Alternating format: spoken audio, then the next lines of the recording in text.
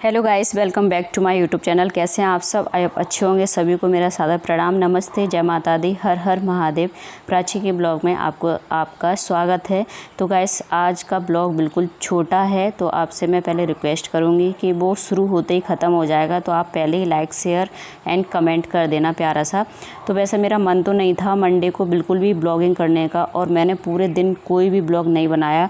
ये जो ब्लॉग मैं बना रही हूँ रात के 8 बजे से शुरू हो रहा है, बिकॉज़ मंडे को सुबह के टाइम पे मैंने बिल्कुल काम भी नहीं था, कोई शूट भी नहीं किया था, क्योंकि संडे को बहुत ज़्यादा काम हो गया था और मैं बहुत बुरी तरीके से थक गई थी इस वजह से। और पता नहीं क्यों मेरा बिल्कुल मन ही नहीं कर रहा था। मैंने सोच लिया था कि आज मैं रेस्ट करूँगी, कोई ब्लॉगिंग वगैरह कुछ भी नहीं करूँगी, बिकॉज़ बच्चों के साथ में बहुत ज़्यादा परेशान हो जाते हैं। जो जिस पे बीतती है वो ही जानता है। तो यहाँ पर भी आप देख सकते हो वेदांश कितना ज़्यादा रो रहा है। और शाम को हम लोग गए थे चेष्टू का स्कूल का सामान लेने के लिए, उसकी ड्रेस, बैग और स्कूल की बुक्स वगैरह। भाई कितना महंगा हो गया है अभी, मतलब नर्सरी की पढ़ाई इतनी ज़्यादा महंगी हो गई है। जितना मैंने ग्रेजुएशन किया था ना, उतना अभी उसका बुक्स और ड्रेस और एडमिशन फ़ीस वगैरह सब कुछ इतना ज़्यादा हो गया है ना, बहुत ज़्यादा। सच बता रही हूँ। आप लोगों ने कितने में किया है मेरे को ज़रूर बताना। जो नर्सरी और फर्स्ट LKG UKG ये तो सब हमने ऐसे ही कर लिया था, इतने में इसमें इतने ज़्यादा फ़ीस लगी भी नहीं थी। तो वहाँ से आने के बाद बहुत लेट हो गए थे। पिया ने तो बोला था कि बाहर खाना खा लेते हैं, पर मैंने ही मना कर दिया था, क्योंकि मंडे था और मंडे को पिया का व्रत रहता है, तो हम शाम को भगवान को भोग भी लगाते हैं। तो इस वजह से मैंने मना कर दिया। मैं कि नहीं, मुझे नहीं खाना, क्योंकि मुझे भूख भी लग रही थी बहुत ज़्यादा। फिर भी मैंने सोचा कि चलो घर जाके आराम से खाना बनाएंगे, उसके बाद खाएंगे।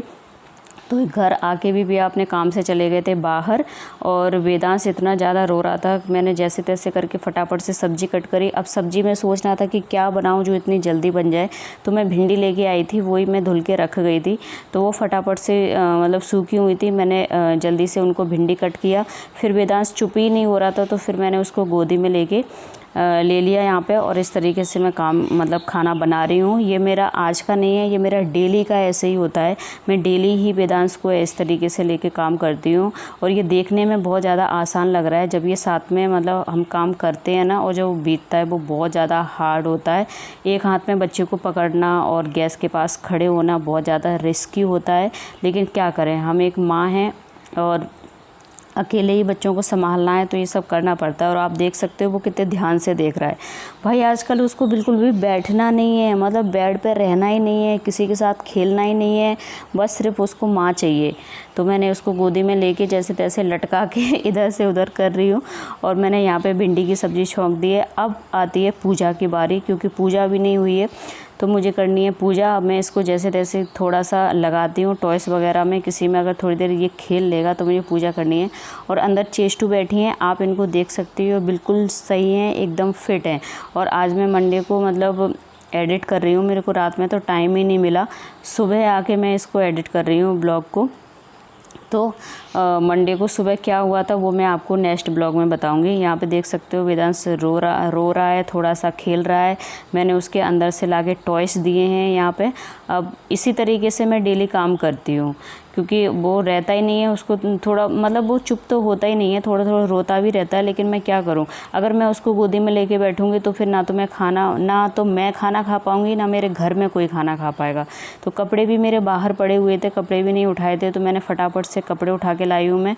अब देखो ये पलट के ना ये चलने लग गया है, आप देख रहे हो, इस तरीके से ये बैठता है, चलता है।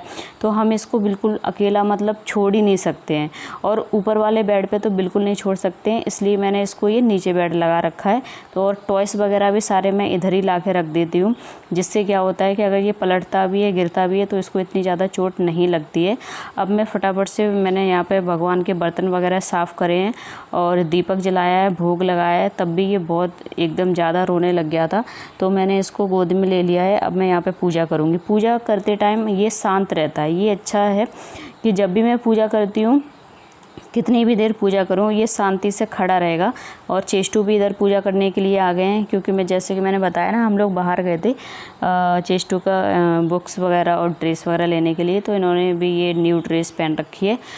अब यहाँ पे हमारी पूजा कंप्लीट हो गई है। अब इसके बाद मुझे आटा लगाना है। आटा लगाने के बाद मुझे मतलब रोटी तो नहीं, लेकिन पूरी और पराठा बना के मैं भोग लगाती हूँ। तो देखती हूँ अभी क्या बनाएंगे। और इधर पिया भी आ चुके थे तो मैंने उनको पकड़ाया, वेदांश को मैंने, इसको पकड़ो तभी मैं बना सकती हूँ, नहीं तो मैं नहीं होगा मेरे से। और इधर चेष्टू जिद कर रही थी कि मुझे अपनी बुक्स देखनी है, मुझे अपनी ड्रेस देखनी है। तो मैंने बोला अभी नहीं, थोड़ा मैं काम से फ्री हो जाऊँ, उसके बाद मैं तुम्हें दिखाती हूँ। और आप लोग मुझे बताना कि अगर बच्चों का नर्सरी क्लास में एडमिशन कराते हैं तो जो उनकी किट वगैरह मिलती हैं, बुक्स वगैरह मिलती हैं, वो स्कूल में, आपके स्कूल में जमा होती हैं या नहीं होती हैं। हमारे में तो बोला गया है कि जितनी भी इसकी सामान लिया है, कम से कम इसका 5,000 रुपये की तो उसकी बुक्स वगैरह और पता नहीं क्या क्या अटरम सटरम बहुत सारा सामान दे दिया है। मैं तो देख के ही रह गई, मैं कहा बाप रे, इतना नर्सरी क्लास में बच्चे पे इतना ज़्यादा लोड पड़ता है। इसीलिए शायद बच्चों को ना अब नेट पढ़ाने की जो सलाह दी है, इसीलिए उनकी एज ज़्यादा करती है। और यहाँ पे मेरी हालत देख सकते हो काम करते करते कैसी हो गई है। उसके बाद मैंने कोई वीडियो शूट नहीं कर पाया था क्योंकि मैं वेदांश को लेके लेट गई थी। उसको पहले मैंने सुलाया, फिर उसके बाद खाना खाया, तब मैंने बर्तन साफ़ करे। और ये है मेरी थाली। आज मैंने बनाया था पराठा, भिंडी और दही है और मिठाई है। तो बस आज का ब्लॉग इतना ही, मिलते हैं कल। हर हर महादेव।